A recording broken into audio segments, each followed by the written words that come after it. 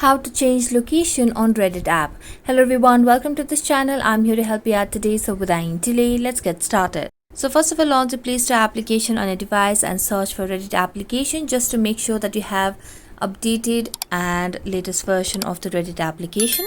So as you do that, you can see the option of open and not update, which means we have the latest version of Reddit application. So let's tap on open and it will land us to Reddit application. So make sure that you're logged into your account. As you're logged into your Reddit application, simply tap on your profile at the top right corner of the screen. Here, scroll down and tap on the option of settings. As you tap on settings, here you can see the option of account settings as well. So tap on account settings, and as you tap on account settings, you'll be able to see the option of location customization over here.